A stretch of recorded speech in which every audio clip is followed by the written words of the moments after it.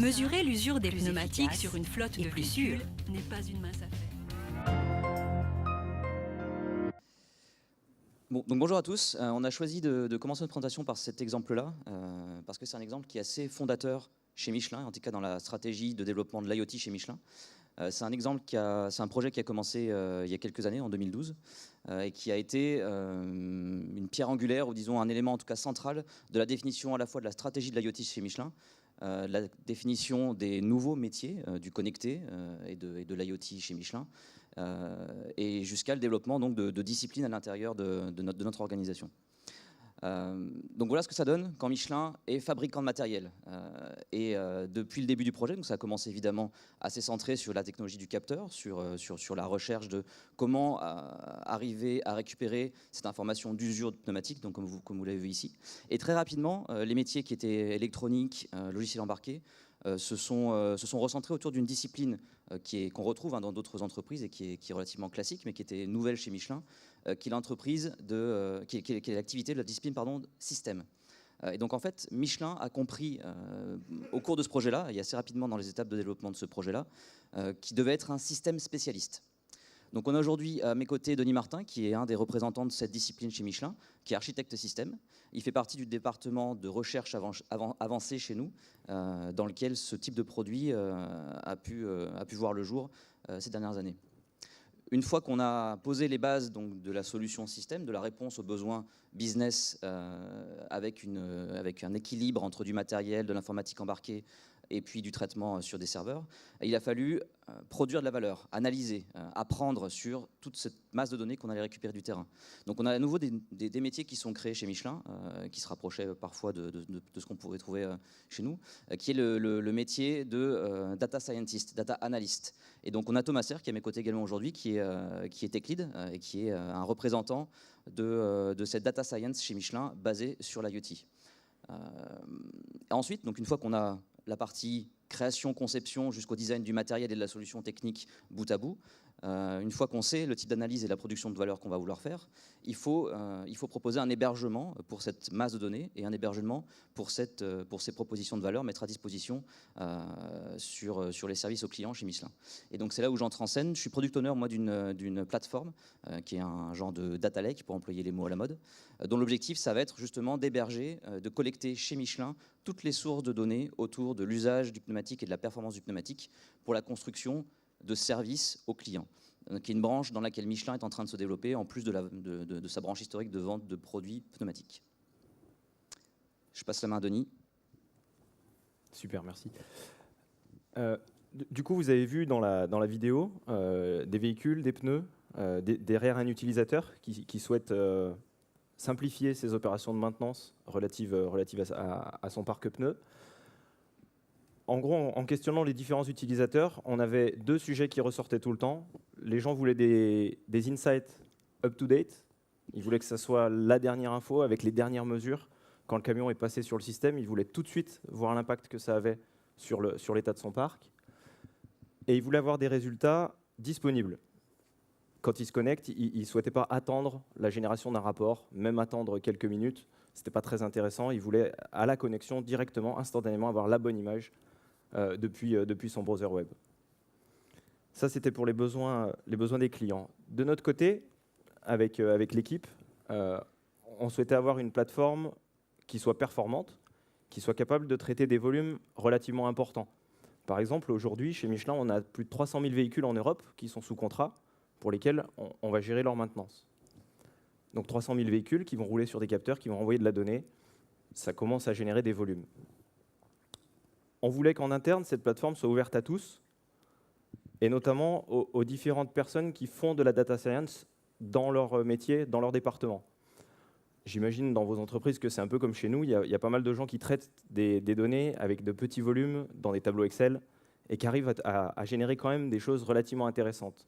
Notre objectif, c'était de transformer ou de leur permettre de passer à l'échelle avec cette même intelligence métier, mais appliquée sur des données beaucoup plus massives et beaucoup plus automatiques. En gros, que depuis ma fiche Excel, j'ai quasiment un accès aux 300 000 véhicules européens. Enfin, on voulait que notre plateforme soit économique, économique au sens financier, qu'elle ne nous coûte pas trop cher en fait en infrastructure cloud, qu'elle ne consomme pas trop de puissance de calcul. Et donc pour ça, on a essayé, et on va vous expliquer un peu comment, de limiter au maximum le recalcul. On ne voulait pas faire des gros batchs, recalculer tout le temps pour être sûr que ça soit à jour. On voulait choisir avec parcimonie les indicateurs, les insights à recalculer. Et enfin, parce qu'on a démarré le projet en 2012, on a eu quelques difficultés au début sur des choix de technologie, puis petit à petit on a mûri. Et là, ça fait 2 ans qu'on travaille sur les briques technologiques qu'on va vous présenter. Notre expérience des années précédentes nous a appris à être human-proof. En fait, on a des gens sur le terrain qui vont mesurer des pneus, qui renseignent des choses. Et ces gens-là, ils sont comme vous, comme moi. Des fois, ils font des erreurs et ils veulent les corriger. Des fois, ils veulent les corriger tout de suite. Des fois, ils se rendent compte 15 jours après qu'ils ont fait une erreur. Ils veulent la corriger 15 jours après. Et il faut qu'on puisse autoriser tout ce genre de choses et recalculer l'insight qui va bien, que pour la personne qui se soit trompée, ça ne soit pas dramatique, et que quand il corrige instantanément, ça se remette bien comme il faut, avec la bonne donnée au bon endroit. Et on voulait aussi être IoT-proof. Vous avez vu des devices qui sont installés sur des parkings. Évidemment, ils sont connectés. Alors, on essaye d'être connecté en 4G, d'être connecté le plus possible, mais cependant, il y a quand même des coupures. Des fois, on a des latences, on a des données qui restent dans des buffers au milieu, dans le système. Et donc, pour régler tous ces aléas de télécommunication, on essaye, côté cloud, d'être capable d'ingérer des données, même si elles arrivent en retard. Donc, on peut récupérer, des fois, si un système s'est éteint pendant une journée, récupérer une journée de données d'un coup, sous forme d'un gros paquet. Et nous, il faut qu'on arrive à traiter ça correctement et à remettre les bonnes données dans le bon ordre pour arriver à refaire le calcul. Il y a 2 ans, quand on a décidé de passer à l'échelle un peu plus grande sur les quelques protos qu'on avait, on a regardé les solutions du marché, j'ai mis quelques noms, on en a regardé d'autres. On n'a pas passé la même énergie avec tous, mais on a essayé un petit peu de sourcer quelque chose. On se disait que ça devait exister à l'extérieur. Et en fait, on n'a pas vraiment trouvé ce qu'on voulait. Nous, on avait besoin d'avoir des résultats en cache. C'était pour servir la donnée instantanément. Quand quelqu'un demande l'insight, on lui répond. 200 millisecondes, on lui répond. On voulait être event-driven, c'est-à-dire quand quelque chose se passe, sur n'importe lequel de nos devices, on veut aller relancer une opération de calcul, une mise à jour d'insight. On voulait être scalable pour des questions de volumétrie. Et j'ai mis un truc, c'est un peu technique, on voulait être capable de gérer des données non monotones. C'est un petit peu l'exemple que je vous ai donné tout à l'heure, c'est l'être humain qui vient corriger quelque chose dans le passé. Il m'avait déclaré que c'était le pneu A qui était monté sur tel véhicule. Moi, j'ai pris des mesures dessus, je me suis dit, bah, c'est bien, je mesure le pneu A. Et 15 jours après, il dit, zut, je me suis trompé, en fait, c'était le pneu B. Et là, toutes les mesures qui étaient attachées au pneu A, il faut que je les ressorte, que je les attache au pneu B. Vous voyez le truc? C'est quelque chose qui n'est pas monotone dans le temps. Donc on va revenir en arrière et relancer des choses temporellement. Du coup, quand on dessinait ça, quand on l'a inventé, on était sur un tableau blanc. Tout à l'heure, vous avez parlé de tableau blanc, ça m'a fait sourire. Et on a commencé à dessiner des ronds et puis des flèches. On s'est dit, on a des algorithmes. On a des algorithmes de type récupérer le kilométrage d'un véhicule. Cet algorithme, il nous donne un résultat, 117 000 km. Pour le véhicule 1, il porte sur un sujet. Et puis derrière, on va utiliser cette donnée dans un autre algorithme, et puis ainsi de suite. Et en fait, on va avoir tout un paquet d'algorithmes comme ça qui vont s'enchaîner. Et quand on sera complètement à gauche, on va avoir des insights à valeur ajoutée pour nos utilisateurs. Là, je viens de parler de concepts intéressants. On a un graphe acyclique orienté. Je suis désolé, c'est un peu technique aussi. Mais graphe, ça, on sait ce que c'est depuis ce matin. Acyclique, ça veut dire qu'on n'a pas de boucle. Donc on peut le parcourir sans jamais risquer de revenir sur nos pas. Ça, c'est plutôt sympa si on veut confier le parcours de ce graphe à un système automatique. Et orienté, c'est juste qu'on a un sens dans nos flèches. Donc c'est comme je vous l'ai expliqué, on démarre à droite là, dans ce cas, et puis on va petit à petit de plus en plus vers la gauche, au fur et à mesure qu'on raffine les données. Et en fait, on s'est rendu compte que ce concept-là de graphe nous permet de modéliser quasiment tous nos use cases de data science. À chaque fois qu'on a des données brutes, qu'on raffine petit à petit, qu'on combine, qu'on agglomère, pour à la fin obtenir un insight, on peut quasiment tout le temps le représenter sous forme d'un graphe acyclique orienté. J'ai pris un exemple pour l'illustrer. Je veux calculer la consommation totale en litres de carburant d'une petite flotte. Ma flotte, elle a 2 véhicules, le véhicule 1, le véhicule 2. La compagnie, c'est la compagnie numéro 1. Donc là, vous voyez, je vous parle des sujets. C'est le sujet sur lequel va porter l'algorithme. C'est ce que j'ai mis là-haut, le sujet. Donc j'ai différents types de sujets. J'ai des sujets de type véhicule, puis j'ai des sujets de type compagnie. Ça veut dire que la donnée qui va être attachée, elle se référera à ce sujet. Ça veut dire que l'algorithme il sera capable de s'appliquer dans ce sujet-là. Donc je peux récupérer le kilométrage pour le sujet véhicule et ça me donne une valeur. L'algorithme, je pense que c'était clair, en orange, et le résultat en bleu. Je vais lister mes deux véhicules, je les combine via un algorithme relativement compliqué, c'est une addition. Ça me fait 129 000 km au total, ça c'est le kilométrage total des véhicules de ma flotte. Derrière, je fais appel à une nouvelle donnée. Alors, on l'a mis en anglais parce que ça rentrait bien dans le, dans le logo, mais c'est miles per gallon. En fait, c'est la consommation. Et là, on va l'afficher en litres au 100, c'est la consommation moyenne des véhicules de ma flotte. Je sais que sur ma flotte, en moyenne, mes véhicules ils consomment 22,5 litres. Ça peut vous sembler beaucoup, mais c'est des poids lourds. C'est normal, ils sont entre 20 et 25 litres au 100 en général. Et donc, avec un dernier algorithme, je vais être capable de combiner ces deux infos, 129 000 et 22,5, pour obtenir la consommation totale de carburant de ma flotte en litres.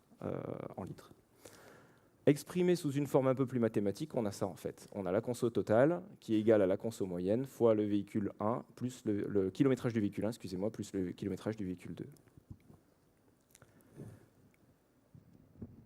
Une fois que j'ai fini de vous expliquer ça, j'ai posé un peu le concept. Nous, on a des événements, il y a des données qui apparaissent. Le terrain nous renvoie à des informations. Le kilométrage du véhicule 1 a changé, la consommation moyenne de la flotte a changé, bref, j'ai des choses comme ça. Imaginons, là, c'est mon responsable financier, il a refait un calcul, il me dit non, en fait, on n'est pas à 22,5 litres en moyenne sur la compagnie, on est plutôt à 24. Dommage. Donc je vais mettre à jour ça. Il y a quelqu'un qui a un système de saisie, une entrée d'information, ça va générer un événement, mise à jour de la consommation moyenne pour la compagnie numéro 1. Rappelez-vous ce qu'on avait dit, on veut recalculer que le juste nécessaire. Si la consommation moyenne a changé, je n'ai pas besoin d'aller récupérer les kilométrages, je n'ai pas besoin de refaire ma somme, la seule chose que j'ai besoin de faire, c'est la multiplication. Le fait d'avoir choisi un graphe, le fait d'avoir choisi Neo, et en fait, c'est pour ça qu'on est là aujourd'hui, c'est parce que cette analyse d'impact est très très simple à mener. Avec une requête Cypher, il est très simple, en connaissant le nœud qui a modifié, qui a changé d'état à l'instant T, de trouver tous les nœuds dans la totalité du graphe qui vont être impactés. Et donc derrière, je n'ai plus qu'à parcourir, remettre celui-ci à jour. Je confie ça à un ordinateur, il le remet à jour. Puis dans l'ordre, de proche en proche, je les remettrai tous à jour jusqu'à arriver à gauche. Et une fois que je suis à gauche, tous mes nœuds sont de retour à jour, ma base est up-to-date, et je peux resservir des infos à mon client. Là, j'ai un petit dessin avec un graphe un peu plus complexe, on en présentera d'autres tout à l'heure. En fait, ça, c'est vraiment un cas simplifié pour vous expliquer. Nos graphes sont plus gros et avec évidemment des analyses d'impact un peu plus difficiles à mener. J'ai fini, je passe la parole à Thomas. Merci Denis. Donc Denis vous a présenté le côté plutôt théorique. Je vais essayer maintenant de me rattacher à un côté plus pratique en me rebasant sur la petite vidéo que vous avez vue au début, donc avec des données qui viennent de System QuickScan. Le diagramme va se lire droite à gauche. Donc on va partir de données brutes. Ça va être des données, des mesures d'usure à des véhicules, comme vous l'avez vu dans la vidéo du départ. Et on va raffiner ces données par plusieurs étapes pour arriver à ce qu'on appelle un insight, donc une proposition de valeur. Dans cet exemple-là, on va prendre comme proposition de valeur des alertes de maintenance prédictive, c'est-à-dire dire à une date donnée que le pneu est usé et qu'il va falloir le changer. Donc c'est pour prédire à quel moment on doit changer les pneus. Donc voilà les différentes étapes que je vais faire pour arriver à cette proposition de valeur. Donc de mes côtés de mes données brutes, comme je vous le disais, j'ai des mesures usure qui sont au véhicule. Notez bien au véhicule. C'est-à-dire que quand le véhicule va passer sur les systèmes QuickScan, on va avoir des mesures d'usure à des positions. Typiquement, je vais avoir une mesure, donc là j'ai deux passages véhicules, le même, à des dates différentes, et on a eu des mesures d'usure à la position avant droite, donc 3,3 mm, 2,2 mm. Donc là on a un sujet qui est véhicule, si je me rapproche du vocabulaire qu'a donné Tony, le sujet est bien véhicule, et ce que je veux donner comme proposition de valeur à la fin, ça va être sur un sujet pneu. Pour remonter à mon sujet pneu, je vais pouvoir faire une jointure avec d'autres sources d'informations. De ce côté-là, je vais avoir des déclarations de monte de pneus. Il y a plusieurs sources d'informations qui nous permettent d'avoir cette donnée-là.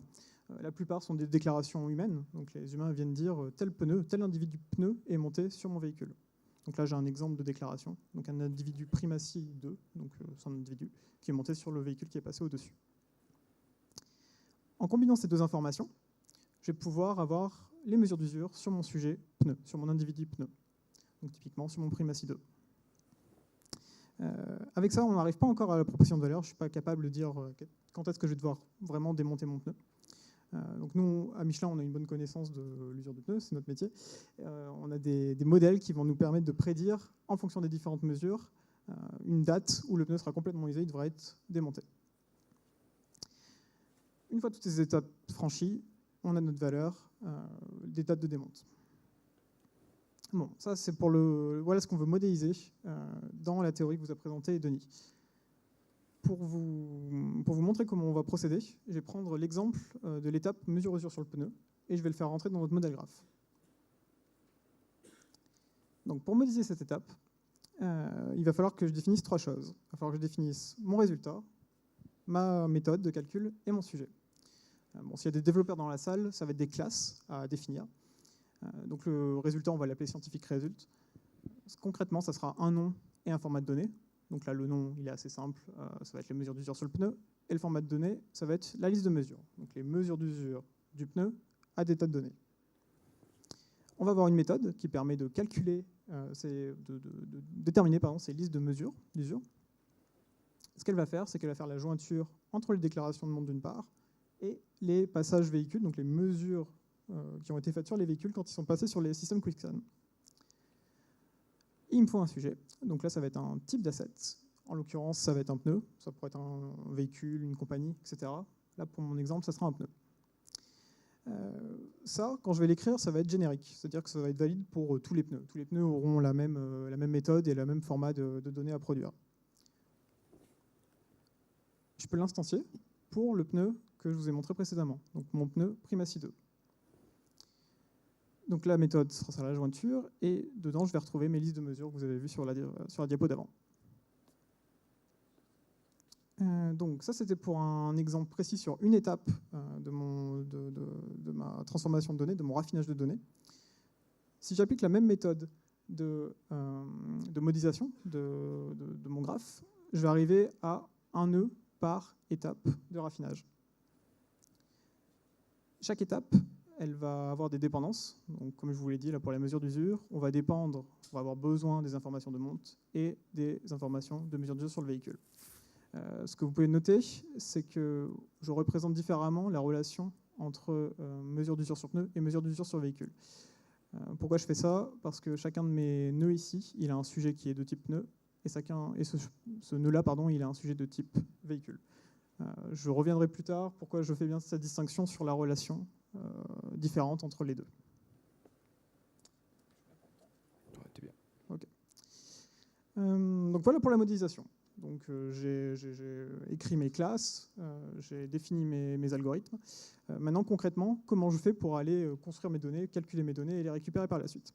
Donc il va y avoir plusieurs étapes dans notre moteur scientifique, dans notre moteur de calcul pour aller produire les données. La première, c'est une instantiation, une initialisation en fait. On parle généralement de register dans notre jargon. Concrètement, ça va être quoi? Ça va être par exemple un nouveau client qui a des pneus, qui veut les suivre. Donc ça va être une activation de service pour le client. Cette activation, elle va initialiser des nœuds dans notre base de données. La deuxième étape, ça va être d'aller calculer donc la prédiction de fin de vie pour ces pneus qui ont été initialisés. La première étape de calcul, elle consiste déjà à reconstruire le graphe des dépendances. Donc pour calculer ma prédiction de fin de vie, il va me falloir les mesures d'usure de pneus. Pour avoir les mesures d'usure de pneus, il va me falloir les montes et les mesures d'usure au véhicule. Donc ça, première étape, je résous les dépendances. Ça, c'est inclus dans la définition de l'algorithme, de la scientific method. Comment je redéfinis ces dépendances, comment je reconstruis ces dépendances. Donc ensuite, il faut calculer ce graphe. Donc le graphe, il se calcule de droite à gauche, des dépendances vers la donnée raffinée. On a développé un ordonnanceur, un moteur de calcul, qui va, on dit splitter le graphe, donc qui va couper le graphe intelligemment, de façon à pouvoir paralyser les calculs. L'idée, c'est qu'on va pouvoir calculer ces deux-là en parallèle, et si on est dans un environnement multithreadé, multitâche, on peut optimiser ce calcul-là. Donc là, on a un moteur de calcul qu'on a développé en interne pour optimiser le recalcul des graphes. Une fois que ces recalculs sont terminés, donc là, c'est bien pour une instance, pour un pneu donné, on va aller les stocker dans Neo4j. Donc là, on arrive à la notion de cache. C'est-à-dire qu'une fois que nos données sont calculées, on les met dans Neo4j et elles sont disponibles pour pour les prochaines demandes, pour aller donner la maintenance prédictive sur un pneu, par exemple. Donc là, on voit que Neo4j nous sert vraiment de cache. Et donc, comme je vous disais juste avant, une fois que c'est dans Neo4j, ces données sont disponibles à la demande. Bon, je vous ai introduit la notion de cache. Donc, j'ai répondu à un des premiers besoins qu'a exposé Denis, qui est les données disponibles, tout le temps disponibles. Ça, c'est Neo4j qui nous donne ça. Ce que je n'ai pas encore expliqué, c'est comment on va avoir des données toujours à jour. Donc, comment on va pouvoir faire l'analyse d'impact dont vous a parlé Denis. Donc, mon événement déclencheur, ça va être un nouveau passage de mon véhicule sur mes systèmes QuickScan. Qu'est-ce que ça veut dire? Ça veut dire que les mesures d'usure sur le véhicule vont être invalidées. Donc c'est la notion d'invalidation qu'on introduit. Et c'est ici qu'on va bénéficier vraiment de notre représentation graphe dans Neo4j. Comme le disait Denis, on va faire une analyse d'impact. Donc concrètement, on va appeler en APOC une procédure APOC qui va permettre de parcourir le graphe des dépendances de ce nœud-là pour aller invalider tous les nœuds qui sont impactés par l'invalidation de ce nœud-là. Donc un parcours de graphe, ça nous donne tous les nœuds qu'on va devoir recalculer pour, tous les nœuds qui sont impactés par ce passage véhicule. Donc là, on trouve 3 nœuds qui sont invalidés. Ces nœuds-là sont transmis au moteur de calcul qui va les recalculer, toujours de la même façon, de manière optimisée, parallélisée. Une fois que le calcul est fini, ils sont à nouveau stockés dans la base Neo4j et sont à nouveau disponibles pour la demande. Bon, dernier exemple, donc c'est peut-être le plus intéressant, c'est si jamais on a fait une erreur dans la déclaration de monte. Donc l'humain qui a rempli tel pneu et monté sur tel véhicule s'est trompé. Il s'est trompé de véhicule. Qu'est-ce que ça veut dire pour nous? Ça veut dire qu'on va devoir recalculer notre historique, reprendre nos données et s'assurer que les données qu'on va fournir, elles sont à jour et qu'elles ont bien été corrigées par cette déclaration. Donc, qu'est-ce que ça veut dire quand on fait une erreur dans une déclaration de monte? C'est-à-dire que le nœud monte n'est plus valide. Donc il va falloir le recalculer. Et c'est là que vous voyez bien pourquoi on a des relations qui sont différentes. Donc si jamais j'ai un pneu donné qui est monté sur un véhicule et qu'en fait la déclaration était fausse et qu'il est monté sur un autre véhicule, il va falloir que je mette à jour mon graphe, que je change mes relations. Donc, ce que ça veut dire, c'est qu'avant, mon pneu était monté sur l'individu véhicule DP85DX. Là, il ne l'est plus, parce qu'il y avait une erreur dans la déclaration. Et il faut qu'il aille se brancher sur l'autre véhicule. Ça, c'est notre moteur de calcul qui le fait automatiquement. C'est-à-dire, au moment du calcul, c'est la notion de lien dynamique, au moment du calcul, on est capable de déterminer les relations auxquelles doivent se brancher les dépendances auxquelles doivent se débrancher les nœuds, et de les mettre à jour. Ça nous permet quoi? Ça nous permet que si jamais il y a une nouvelle mesure d'usure sur ce véhicule-là, la validation, donc la propagation à l'analyse d'impact, elle va bien se propager sur mon individu Primisa 2. Si je n'avais pas créé cette relation-là, je n'aurais pas eu cette propagation. Donc c'est pour ça qu'on distingue bien lien dynamique et lien statique. C'est pour assurer de la propagation d'impact en fonction des erreurs de déclaration. Donc une fois qu'on a redéfini le bon graphe, qu'on a remis à jour nos liens dynamiques, on peut le recalculer et le revalider. Les nœuds existent toujours en base, ils sont toujours disponibles, mais les relations ont changé. Donc voilà, ça c'est pour le côté technique, le côté pratique, comment notre moteur de calcul fonctionne fondamentalement. Maintenant, je vais insister sur le côté pratique, pourquoi on a choisi Neo et qu'est-ce que ça nous a apporté. Cédric en a beaucoup parlé ce matin, je vais réinsister dessus, notamment sur le côté base graph native. Donc nous, notre invalidation, notre analyse d'impact, potentiellement, elle va toucher beaucoup de nœuds. C'est-à-dire que, mettons que j'invalide un produit de nœuds, il va être branché à beaucoup d'endroits et ça va faire un gros graphe, donc beaucoup d'impact et beaucoup de recalcul. Là, le fait d'avoir une base graph native, ça va être très très important pour le côté performance, donc de pouvoir vraiment remonter beaucoup de nœuds d'un coup. Typiquement, c'est des choses qu'on n'aurait pas pu faire dans du MySQL ou dans du Mongo. Là, on bénéficie vraiment de la technologie graph. Le côté acide, j'ai peu insisté dessus dans la présentation, mais on a une grande question de synchronisation entre le moteur de calcul et la base Neo4j. On est dans un environnement, comme je vous ai dit, multitâche, multifredé, et on va avoir des questions de synchronisation. Là, le fait d'avoir des transactions, des locks sur les nœuds, des notions d'atomicité, ça va être indispensable pour nous pour assurer la cohérence entre la base et le moteur de calcul, et les calculs qui sont en cours dans le moteur. Enfin, la dernière chose qui est très importante pour nous, c'est le côté écosystème. Donc déjà, tous les outils que vous avez déjà présentés ce matin et ceux qui existaient déjà, donc tel le navigateur qui permet de voir les nœuds, Neo4j Bloom qui va être très intéressant pour nous pour faire notre visualisation. Il y a le côté aussi support en français, qu'on n'a pas toujours avec toutes les bases de données qu'on peut avoir à disposition. Donc tout ça fait qu'on est content de notre choix Neo4j et que ça nous a beaucoup apporté pour le projet. Donc là, c'est pour vous montrer concrètement à quoi ressemble notre graphe dans notre base de données. Donc là, je pense que vous comprenez que l'exemple que je vous ai montré, il était très simplifié. Tout ce graphe-là, c'est uniquement pour un seul pneu. Donc juste pour produire une mesure d'usure, une alerte de maintenance sur un pneu, on a besoin de tous ces nœuds-là. Voilà, ça clôt le côté technique de la présentation. Je vais repasser la main à Mathieu, qui va vous donner plus d'éléments sur le côté business. Donc là, vraiment, c'est un exemple de graphe qu'on a aujourd'hui. Donc c'est une capture réelle, prise de notre base de production, qui permet d'arriver à une prédiction de fin de vie sur usure, pour un pneumatique en l'occurrence, avec dans toute cette constellation un branchement au véhicule, au monde, comme l'a décrit Thomas. On va aussi se brancher aux informations d'identification du véhicule ou des pneus, les fameux RFID, comme on a sur les t-shirts chez Decathlon par exemple. On va se brancher aux devices, aux différents devices. Il n'y en a pas qu'un, il peut y en avoir plusieurs. Un véhicule peut passer sur le parking du site de Lyon de la compagnie dont il fait partie, mais il peut aussi passer chez le parking dans un autre site de la même compagnie. Donc on va avoir une constellation qui va se construire petit à petit, de manière événementielle, de proche en proche, en fonction de la vie des assets qu'on va vouloir surveiller et sur lesquels on va vouloir faire une proposition de valeur. Donc ça, c'est un graphe qui est vraiment vivant, qui se construit, et on a des relations qui se créent de manière périodique et qui se créent en continu.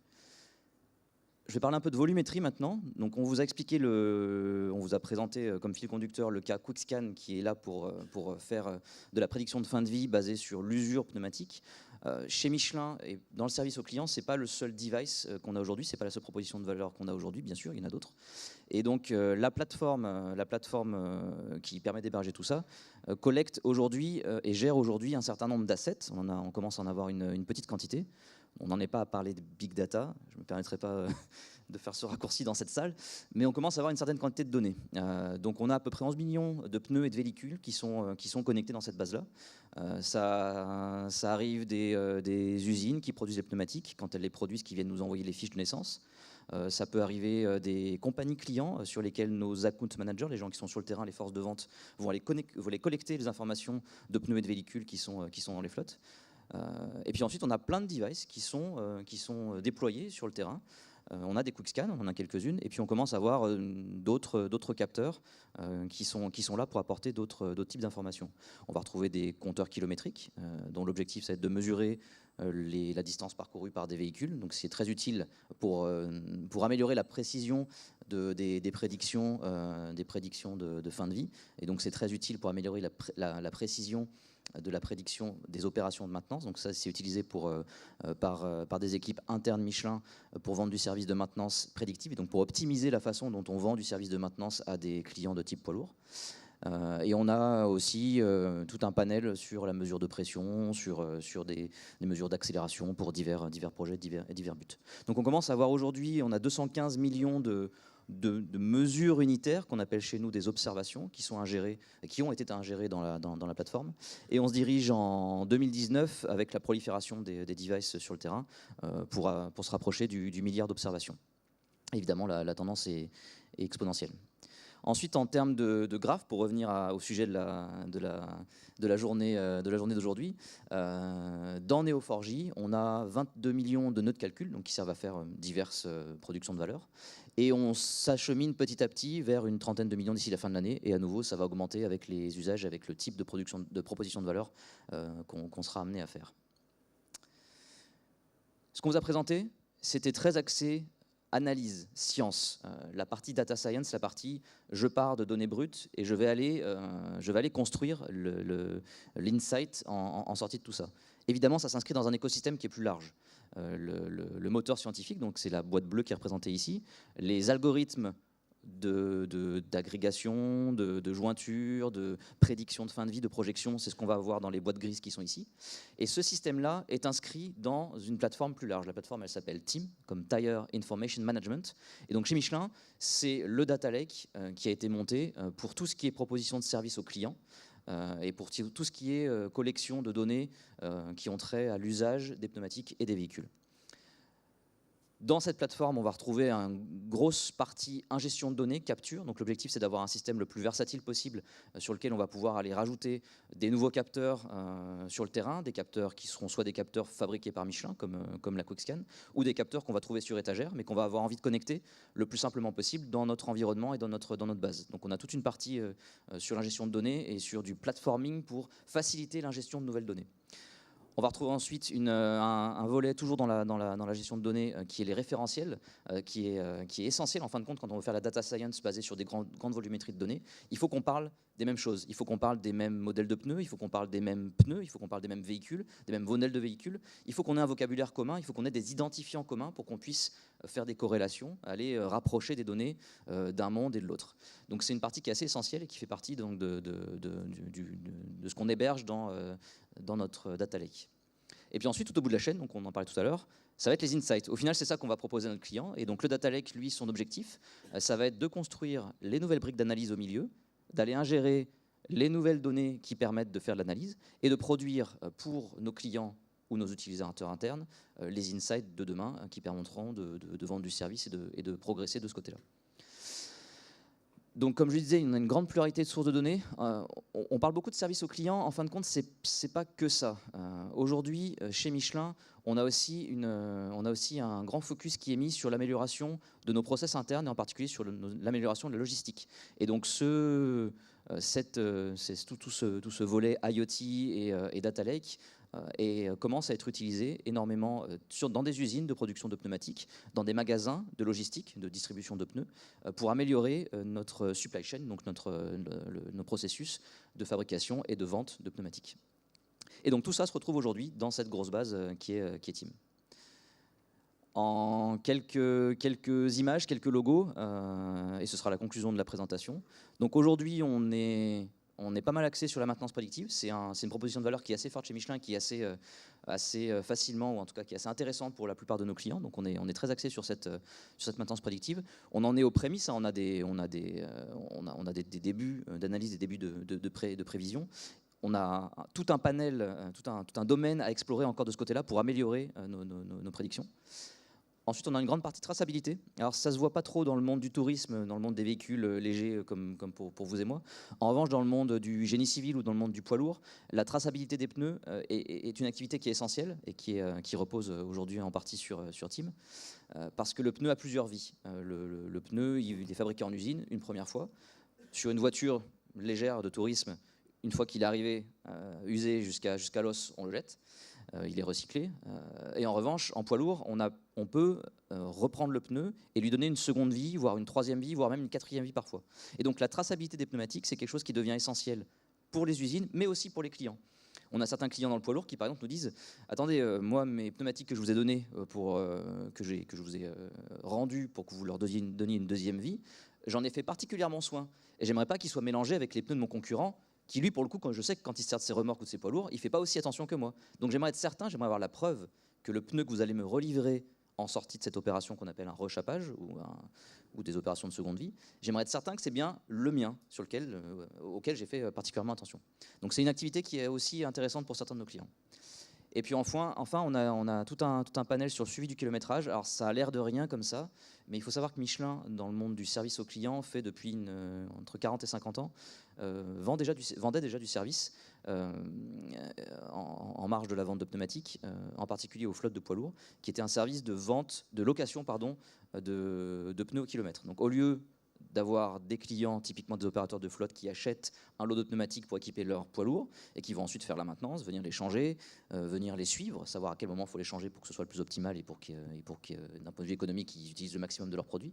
On avait développé un service de location pneumatique. Et donc le client payait au kilomètre parcouru. Donc il nous dit, Michelin, occupez-vous de ma flotte, j'ai 200 poids lourds, donc j'ai un peu plus de 1000 pneus. Occupez-vous de mes pneumatiques, faites la gestion, faites la maintenance, tout. Moi, je m'en fiche, je vous dis combien de kilomètres je parcours, et à la fin, vous me facturez au kilomètre. Donc c'est un service vraiment pour la partie no pain, la tranquillité d'esprit. Et ce service-là, c'est en fin de compte, c'est difficile dans de la logistique d'aller réussir à capter le kilométrage réel parcouru par les remorques et par les poids lourds. Ça a l'air de rien, mais en fait, c'est pas simple. Les remorques sont souvent à droite, à gauche, parfois à l'étranger. Elles reviennent pas souvent sur les centres de logistique. Et donc, c'est très compliqué à la fin de chaque mois de savoir combien on facture au client. Donc, on a tout un panel qui est du développement de capteurs jusqu'à du développement d'insight dans Team, qui permet d'améliorer ce suivi du kilométrage qui est essentiel pour la facturation de ce genre de service. Donc voilà, vous avez quelques exemples ici, donc axés sur de la maintenance, la traçabilité, du suivi du kilométrage. On a un petit peu de loisirs sportifs avec Michelin Track Connect, en bleu en haut, là, qui est pour les propriétaires de voitures sportives type Porsche ou Ferrari ou ce genre de choses, et pour leur permettre d'optimiser les performances de conduite, ou en tout cas pour avoir une vision sur l'usage des pneumatiques qu'ils font. Est-ce qu'ils vont bien jusqu'aux limites de performance? Est-ce qu'ils sont assez engagés quand ils prennent des virages et quand ils conduisent leur bolide sur circuit? Donc c'est des applications qu'on vend à une certaine population de nos clients. Voilà, je vous remercie de votre attention.